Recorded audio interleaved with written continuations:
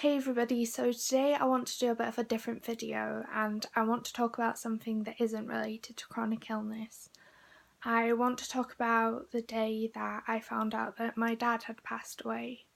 So my dad passed away when I was 16 years old on the 6th of December 2010, and my dad had been critically unwell for 8 years. But the death was very unexpected. So basically, my dad had something called ADPKD, which is autosomal dominant polycystic kidney disease.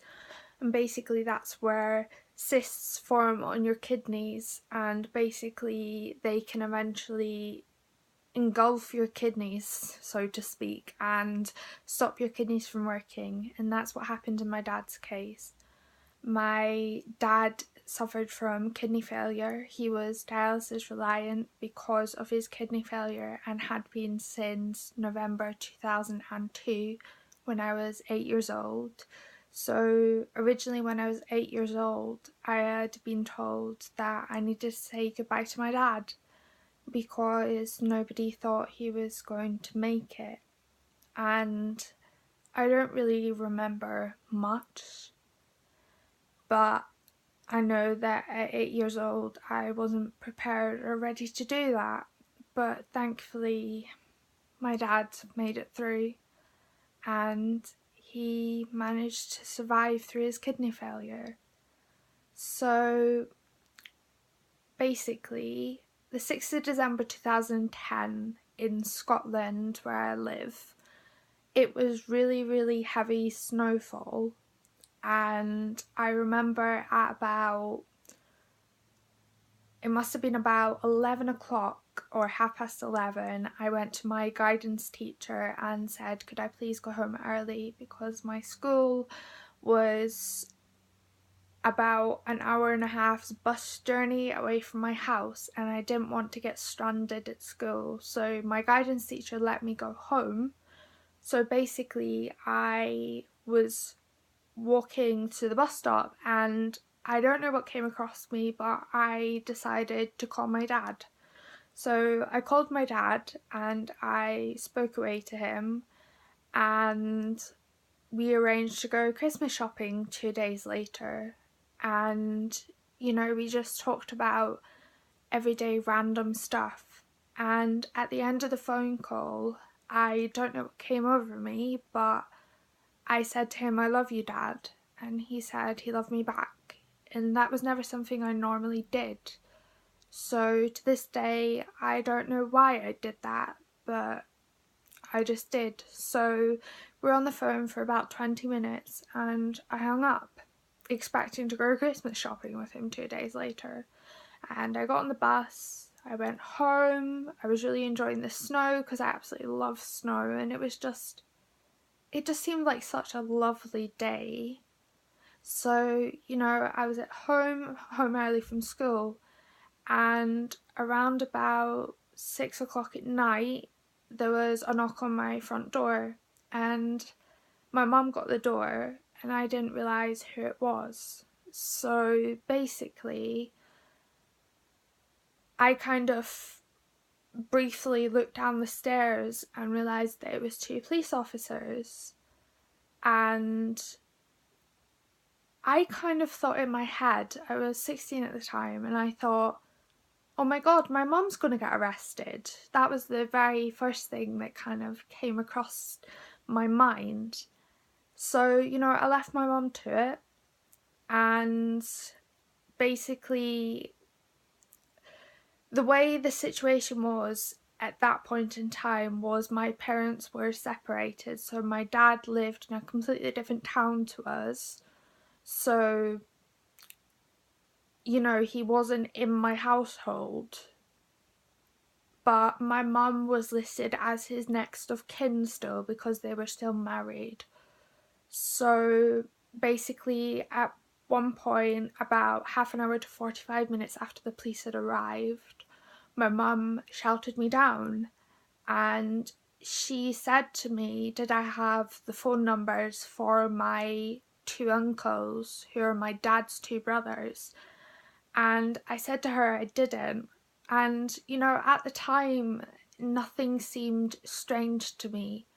I couldn't really, I didn't really think anything of it. When she said that, I still thought my mum was going to get arrested. So I went back up to my room, and I remember I was watching, it's a British TV show called Coronation Street, and I remember it so vividly. They were doing a live episode, so they were doing this live on-screen episode, and about half an hour, 15 minutes after my mum had called me down, the police went away. My mum came upstairs and she looked at me and she just said to me, could I turn off the television? And still nothing hit me that anything could be wrong. So she said to me, could I sit down on the bed? So I sat down on my bed, still none the wiser. And basically she looked at me and I looked back at her and her face was red. It was puffy, like she'd been crying. And still, I was none the wiser. So she looked at me and she said to me, Nicole, I don't know how to tell you this, but I'm just going to say it. And I remember this so vividly. It's your dad. He's died. And I just remember screaming. Now, I'm not one to spontaneously cry at things. Like, normally when I cry, I have to think about things for quite a period of time before, getting upset and emotional over things. But this, as soon as she said it, even really before she had finished her sentence, I screamed. I just began screaming, no, no, no. And I just remember I fell off the bed and just collapsed to my knees and just continually kept screaming no while I was in hysterics. I couldn't quite believe it. And my mum didn't know what to do.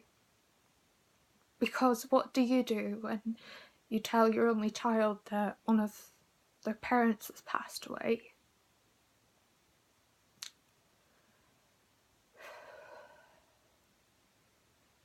Sorry. And I just remember just continuously screaming no. I couldn't believe it. I didn't want to believe it. Not my dad. My dad couldn't possibly be dad. I'd only spoke to him hours earlier and he was well and truly alive. So I just remember I spent the whole night crying my eyes out. I couldn't stop crying. I didn't want to speak to anybody. I didn't want to do anything at all. And I remember the next day, my mum had been back in contact with the police and she'd got his mobile phone and she'd looked at his mobile phone and discovered that I was the very last person to speak to my dad alive. Because I spoke to him at about 11:45 and he died at about 12 o'clock that afternoon.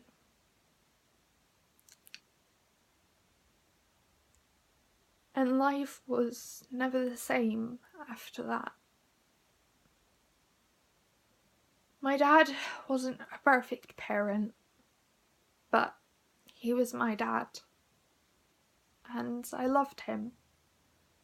I love him.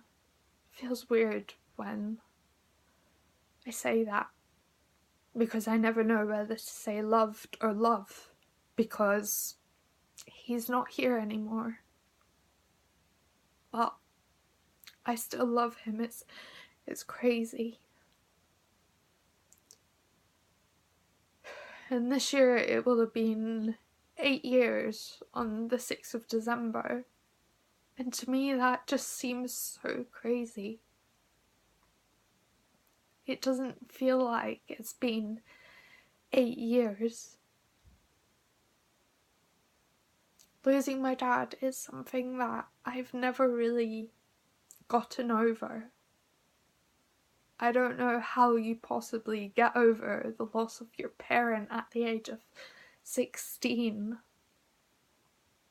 My dad never got to see my 18th or my 21st birthday. He never got to see me go to school prom. He never got to see me graduate from school. He never got to see me ecstatic when I got into university.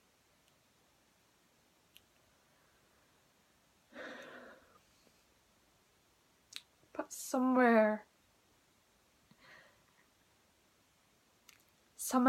I believe that my dad is still with me.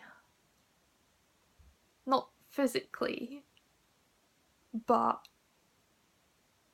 emotionally and maybe even spiritually. I don't know what I believe in terms of what happens when we die, but I sit and I just think my dad's out of pain, emotional and physical, because my dad was in a lot of pain, because kidney failure is a horrible, horrible condition, and he was in chronic pain, and emotionally he was just destroyed. I never thought that I would lose a parent so young. In a way, it never dawned on me that these type of things could happen. And if they did, they'd never happen to me. But they did. And if I had one message to send out to everybody in the world who still has both their parents, it's never take your parents for granted, because you don't know when the last time you speak to them will be the last in a lot of cases. I mean, I'd planned to go Christmas shopping 2 days later with my dad. And the next thing I know, he's gone.